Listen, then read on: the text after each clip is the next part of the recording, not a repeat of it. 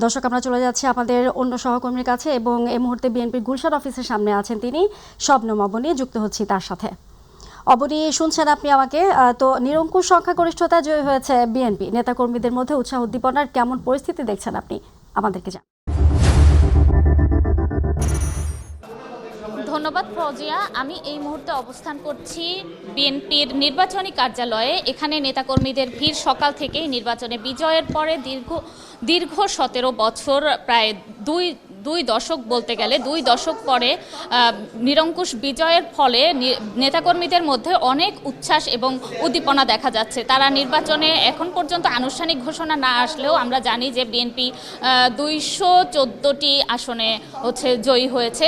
তো সেই জন্য এখানে একটা উৎসবের আমেজ বিরাজ করছে। নেতাকর্মীরা তাদের আনন্দ উল্লাস এবং প্রকাশ করার জন্য কার্যালয়ের সামনে ভিড় করছে, নেতাদের সাথে, তাদের দলীয় নেতাদের সাথে দেখা করার জন্য। সেই সাথে এখানে আমরা একটা প্রেস ব্রিফিংয়ের কথা বলা হয়েছিল নির্বাচন পরবর্তী জয় নিয়ে এবং পরবর্তী নির্বাচন গঠন নিয়ে একটা প্রেস ব্রিফিংয়ের কথা বলা হয়েছিল এখানে। সেটা দুপুরে হবে। তো সেই বিষয়ে আমরা একটু জানবো নির্বাচনী কার্যালয় থেকে বিএনপির প্রেস উইংয়ের শাইরুল কবির খানের সাথে আমরা একটু কথা বলবো, তার থেকে আমরা একটু জানবো বিস্তারিত। নির্বাচন পরবর্তী কি বলেন, আপনাদের যে নিরঙ্কুশ সংখ্যাগরিষ্ঠতা আপনারা পেলেন, আপনারা জয় লাভ করলেন, প্রতিক্রিয়া কি আপনাদের? প্রতিক্রিয়া, এই বিজয় বাংলাদেশের বিজয়, গণতন্ত্রের বিজয়, বিএনপি চেয়ারম্যান জনাব তারেক রহমানের বিজয়। দীর্ঘ সংগ্রাম আন্দোলনের মধ্য দিয়ে যে বিজয় আসছে, সেই বিজয়কে বাংলাদেশের কল্যাণ রাষ্ট্র তৈরি করার জন্য আমরা চেষ্টা করতে হবে ঐক্যবদ্ধভাবে। এবং বিএনপি চেয়ারম্যান যে 31 দফা ঘোষণা করেছেন, সেই 31 দফার আলোতেই বাংলাদেশকে কল্যাণ রাষ্ট্র নির্মাণ করবেন।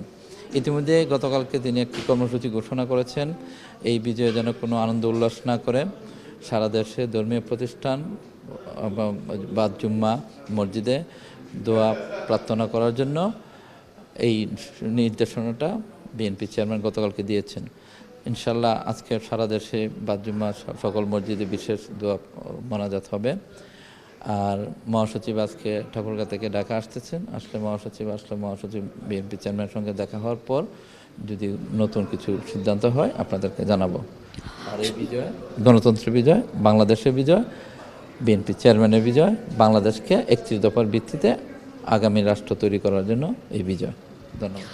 সরকার গঠনের বিষয়ে আপনাদের কি কোনো নতুন দিক নির্দেশনা দেওয়া হয়েছে যে কবে গঠন করা হতে পারে? না, এই বিষয়ের সিদ্ধান্ত, এই তথ্য এখন পর্যন্ত আমরা কিছু পাইনি।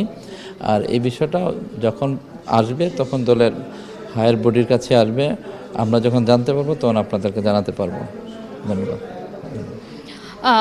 ফৌজিয়া, অবস্থান করছি বিএনপি নির্বাচনী কার্যালয়ে। এখানে আমরা কথা বললাম এখানকার মিডিয়া উইংয়ের শাইরুল কবির খানের সাথে। তো তিনি আমাদের জানালেন যে আনন্দ উল্লাস করে আজকে যেমন জুমার দিন আনন্দ উল্লাস করে ধর্মীয় কোনো কিছুতে ব্যাঘাত সৃষ্টি না করে তারা জুমার পরে একটা দোয়া মাহফিলের আয়োজন করেছে এবং সেখানে দোয়া মাহফিলের মাধ্যমে নির্বাচনে জয়ের জন্য তারা মোনাজাত করবেন। এই ছিল আমার কাছে এখন পর্যন্ত সর্বশেষ তথ্য। অবনী, আপনাকে ধন্যবাদ। দর্শক, গুলশান বিএনপি কার্যালয় থেকে এতক্ষণ আমাদের সঙ্গে সরাসরি যুক্ত ছিলেন সহকর্মী শবনম অবনী।